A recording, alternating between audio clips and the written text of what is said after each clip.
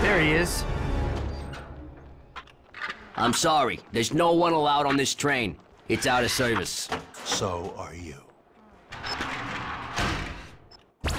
Damn, Ock, let up on the guy a little. You know, people have feelings. You probably made him cry, and that's why he can't open the door for us. That's the explanation. There's some hidden things around this arena, like a full adrenaline power-up. There's nothing much to say about the arena itself. If you have any trouble with these guys, which you shouldn't, just lure them single file down the stairs. They definitely realized their combat was excessively easy because they just throw so many enemies at you at the same time here. It's a little ridiculous. It is also the best way to highlight the difference between this Spider-Man game and the other 3D Spider-Man games. In almost every other 3D Spider-Man game, you have a multitude of options to deal with enemies. You don't have any web abilities here, and you can't use his agility to your advantage. You have a dodge button that you don't need to use at all, and a jump kick. The game is definitely excessively simple, but I still don't get the impression that the people who made this game thought they were doing a bad thing. The game design and world detail and such things seem to point to the fact that the people who made this game seem to genuinely enjoy themselves. And normally this is the part where I mentioned that this game was made in Russia or something, and the standards of game development there are much different, which would explain why this is so weird. But here's the kicker, this game was developed in Texas, in America. Now, I'm not saying it's not possible for Americans to not understand how their game will be received, because I've played a lot of excellent games that I'm sure the developers thought would succeed critically and just didn't. But I think you'd have to be pretty detached from the gaming climate not to understand that this game would be critically received very poorly, and that consumers would also hate it. Maybe they just sort of had a closed feedback loop where everybody who worked on this game thought everything was a good idea, and they had no one on the outside to tell them that, you know, people might hate it. This man is sliding. Maybe that's his superpower. We know for a fact, pretty much, that the actors had no involvement in the development, otherwise they probably wouldn't sound so bored and depressed. It's not like I can't see why people would have thought this video game was a good idea the way it was made. It's just that I don't understand how nobody ever told them. No one ever mentioned that this was bad. Not so fast, Doc. I need to see your ticket.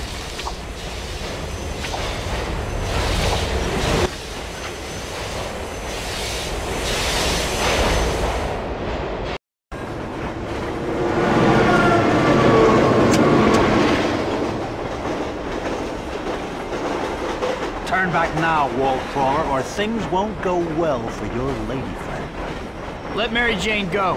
It's me you want. This pseudo-boss fight did not receive an abundance of playtesting. We're meant to shoot Doc Ock's objects out of the air while he throws them at us, but we can just cling to the side of the train, and the objects will never hit us. We get a nice view of the city, though. But yeah, Doc Ock can't even hit us while we're down here. It's obvious that this moment is supposed to be really dramatic, but it's more goofy than anything, in spite of the really dark-looking skybox up there. After you evade enough of Doc Ock's objects, he'll detach a part of the train, you jump forward, and then you repeat. And by repeat, I mean you cling to the train and wait for him to stop throwing shit at you. Or just stand here, that's good too, it doesn't really matter what you do. As long as you're not standing on top of the train, he won't hit you. So, good job on that. Where's he getting all these dumpsters from?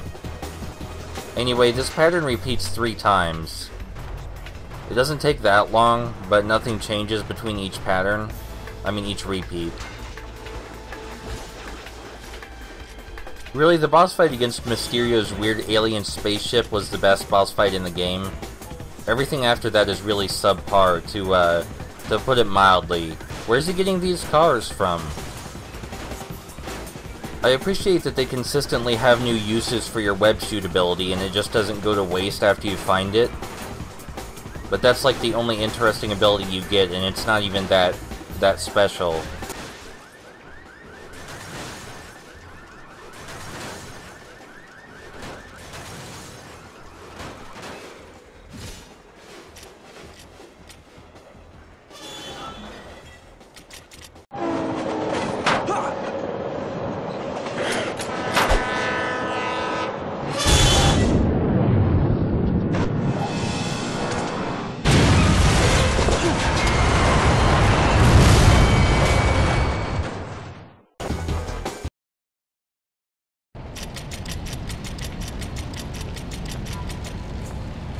That's right, Spidey. Come into my web. All right, Doc. I know you're around here somewhere. Maybe handling this a little sneaky-like will save some wear and tear on the Spidey threads. The game really wants you to be stealthy here, but I find just running past all of the enemies with abandon is the better course of action. I did have to come in this warehouse, of course, to show you that there is a collectible. It's another convict. There's a lot of other stuff to look at around here, but we're not going to bother. We're just going to head straight into the compound. So the reason the game wants you to be stealthy is because there are turrets everywhere and also spotlights that activate the turrets when they see you. But as much security as there is all over the place, you can just run past everything. Doc has to be around here somewhere.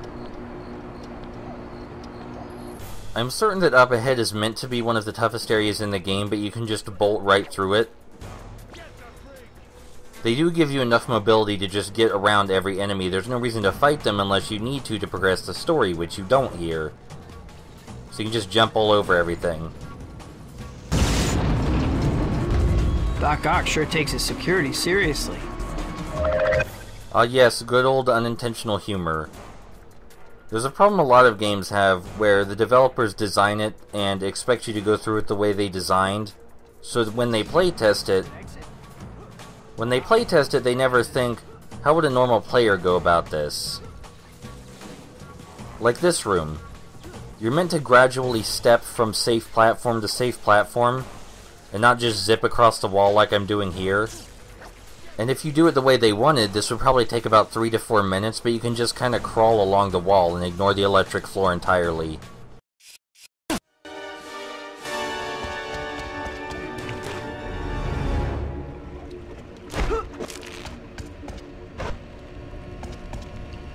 Spider-Man. This bodes very ill for you, Miss Watson. Soon, my dear, you will bear witness to the greatest scientific achievement in human history. Excluding my own creation, of course. I don't know what you're up to, Pencil Neck, but I predict total failure. At last, my preparations are complete. Fire up the fusion reactor. Hi guys, how's it going? Welcome to the very last area of the game, which has at least one decent section in it that we're about to see very shortly, after this other convict. I don't know how these guys are getting in here.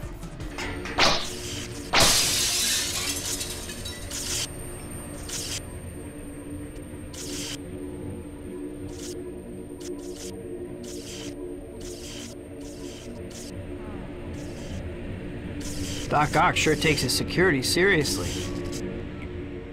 Here's a section that involves pathfinding, which again is my favorite part of this game. And you do actually have to do it the way they designed it this time. Which is something to be proud of. We can't touch any of the walls that aren't brick for some reason. Spidey just won't latch onto them. So we have to zip back and forth between these brick pillars to get up to the ceiling. Though the ceiling is made of brick, so after we get up here we're all clear. We do have to figure out how to disable that force field in Mary Jane's room, though. At least I assume that's where that force field leads. Force field. The only other thing we can stick to in this room besides the brick is that ventilation shaft that leads into the room we want to enter. But that's it. We have to time our drop here very carefully because we want to land on that scaffolding. We can move pretty well in the air though, so even if it doesn't go exactly as we plan, we'll be able to adjust ourselves, I'm pretty sure. By the way, if you ever do play this game, I don't recommend getting too close to these electric barriers. It really fucks with your eyes.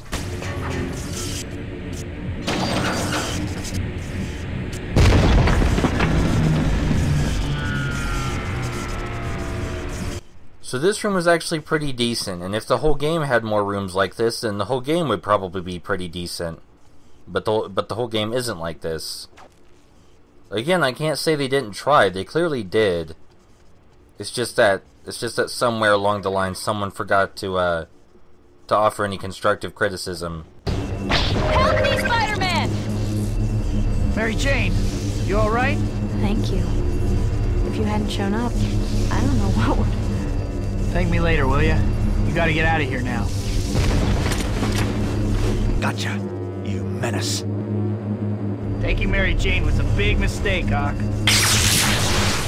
Spider-Man!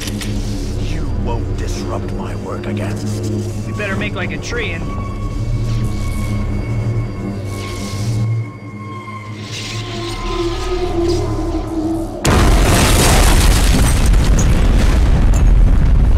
You've meddled with my experiment for the last time, Spider-Man. Dr. Octavius, let's not do anything crazy.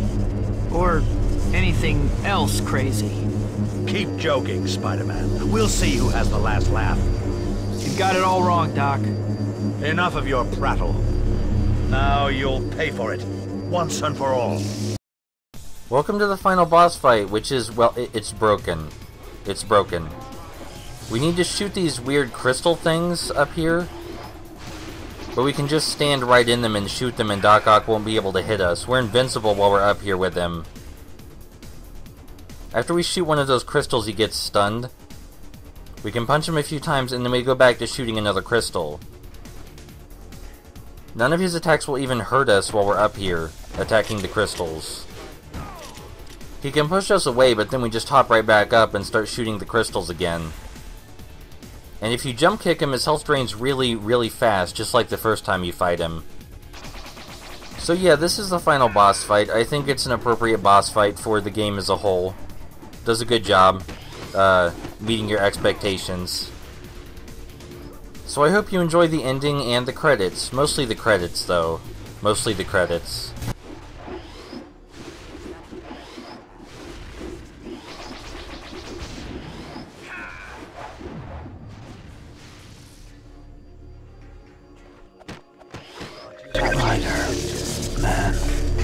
Dr. Octavius, your experiment has failed. Many lives will be lost unless we stop it. Tell me how, please. Good heavens, my boy. What have I done? Doctor? I can still stop this. Go. Now.